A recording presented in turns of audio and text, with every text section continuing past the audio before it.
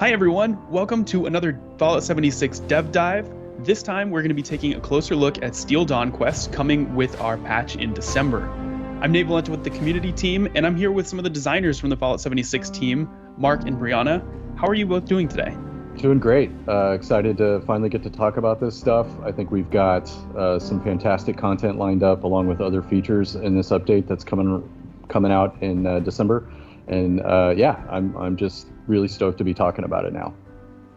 Brianna, how are you doing?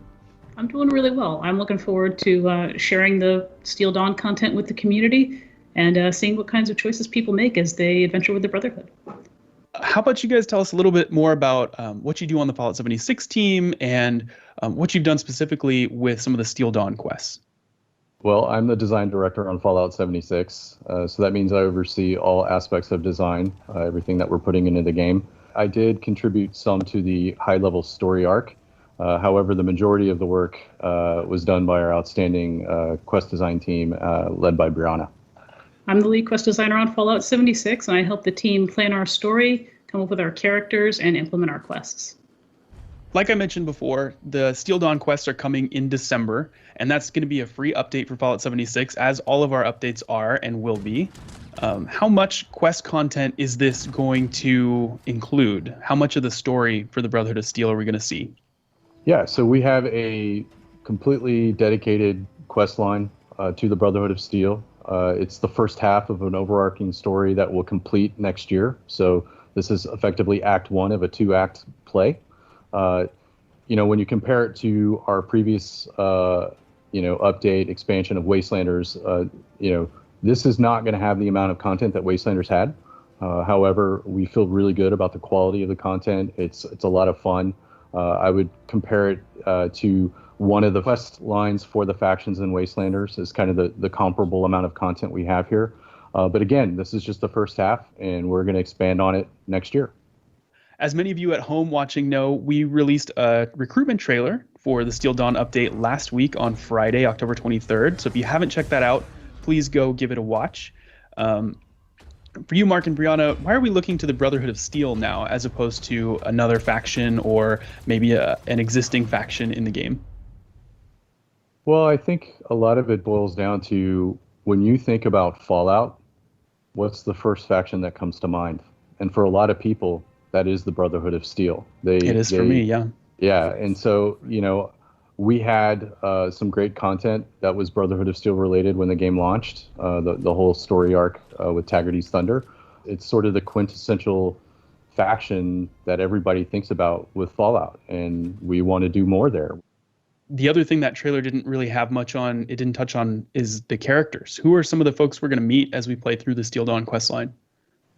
So in the artwork, you saw Paladin Romani, who's going to be the leader of the expeditionary group on their way to Appalachia, and her second-in-command, Knight Shin. Accompanying them is also Scribe Valdez, who's going to catalog and research the technology that they run into as they journey through Appalachia. Along the way, they've also met some initiates that they recruited, and they're going to meet up with Russell Dorsey, who you might know from our Fortifying Atlas event earlier this summer. So it sounds like, this isn't a big Brotherhood army coming in to save the day. It sounds like a smaller group. Would you say that's right? That's right. It was a small group of 5 Brotherhood officers who left California. Not all of them made it to Appalachia, but they have a very specific mission in mind, and they want to establish themselves and a new chapter in Appalachia. Are you able to tell me a little bit more about that mission? Because I think one of the things we've been seeing a lot of, in the community is speculation about, hey, are the Brotherhood going to come in here and be good guys? Are they going to be enemies? Like, what should we expect from them? The Brotherhood of Steel is a group that people have always had a variety of different reactions to, and that's the same for people of Appalachia. Some of the people that the Brotherhood will come into contact with will find them potential allies. Some will want to see them as enemies, and yet others aren't quite sure what to make of them. We know that the Brotherhood of Steel is coming here looking to preserve some sort of technology. Is there anything more you can say about that? The Brotherhood of Steel has a mission to check out the remains of the Atlas Observatory, which they're going to turn into their base, which was home to a top secret government project before the war. And there's more there that you're going to help them discover in the course of the quests. What kind of technology is the Brotherhood of Steel bringing that we as players will be able to get our hands on? Well, you're definitely going to get your hands on some good tech. We've got several new weapons, a full suit of armor, as well as some cool stuff for your camp lined up as part of the quest rewards for this first act. The weapon that I'm super excited about is the Hellstorm launcher. It's got a full suite of mods. You can even mod it for different types of elemental damage. It really stands apart from other missile launches in our game. It's a lot of fun to shoot. I'll leave it at that. And on top of that, like if you want to build your camp to be a Brotherhood of Steel base, the centerpiece that you're going to want is the new awesome round table that you're going to get after completing the first quest. We also have a great new melee weapon. It's the plasma cutter. Our melee players are really going to appreciate having this new weapon in the game. It looks cool. It plays well. A new pistol that's going to be rewarded as part of daily ops. So not just quest content, but other ways to get some of these cool new items too.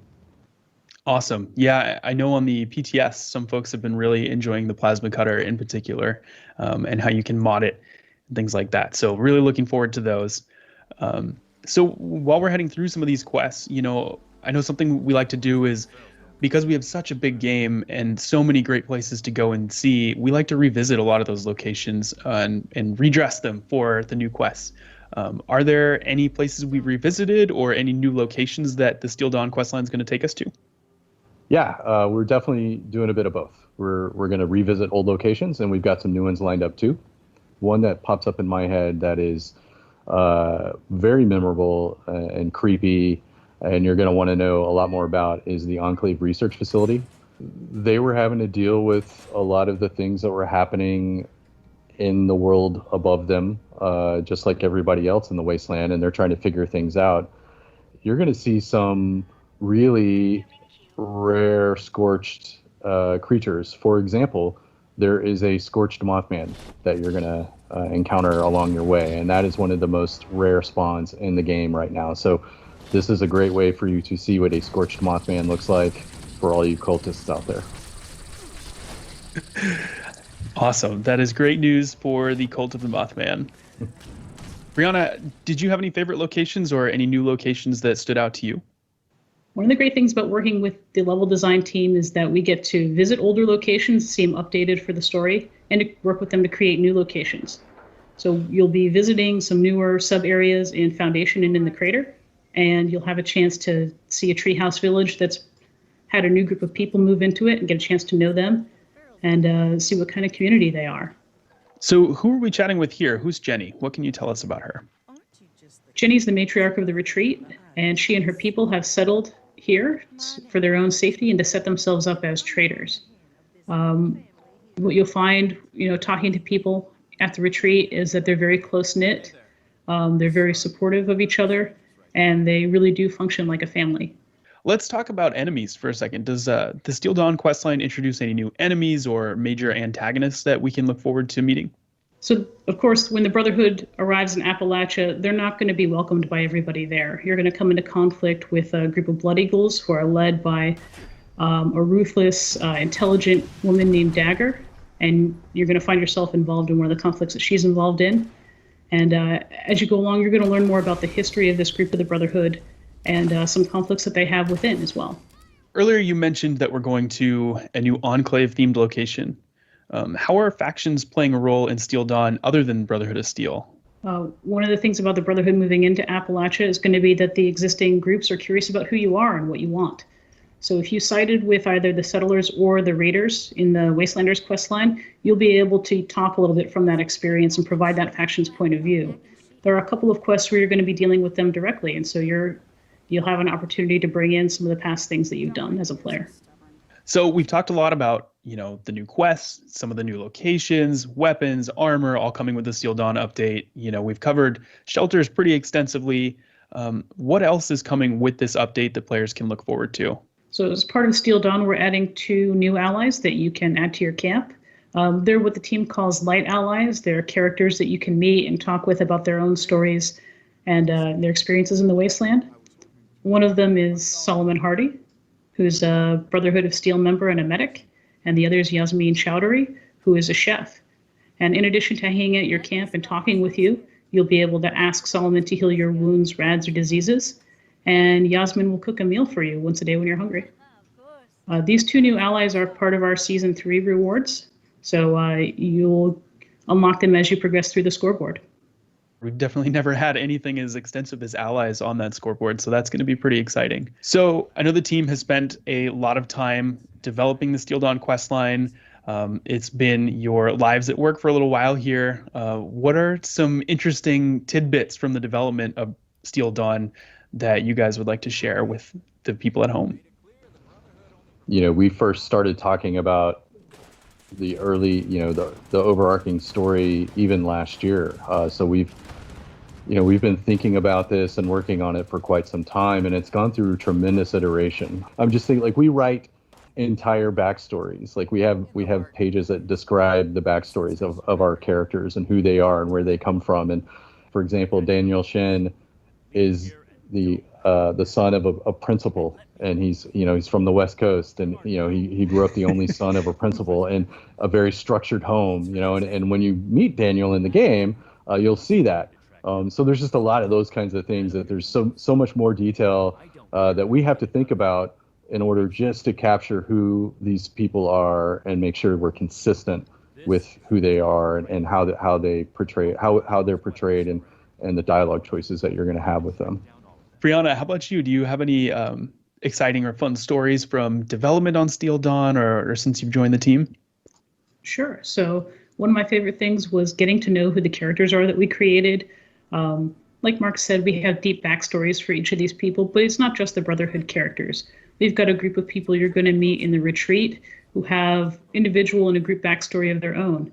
And they've got a strong, charismatic leader who rescued people, brought them together, and helped them make their way through the wasteland. In another quest, you're going to meet a family who, in the middle of fighting off a ghoul attack, has sibling rivalry, and they have some of the same moments that you might have in your own family growing up. It's just a tremendous variety of people that populate the wasteland, and we hope that in working with the Brotherhood and in traveling through it, that we've done justice to them in the process of bringing them to life. Elaborating a little bit on that, we tend to approach things as a writer's room, where we get together as a group and discuss the characters and the plot lines together, and we get a lot of input and feedback. But at the end of the day, each character is owned by a particular quest designer, so we get that consistency of the character, and that also helps shape the characters and the content.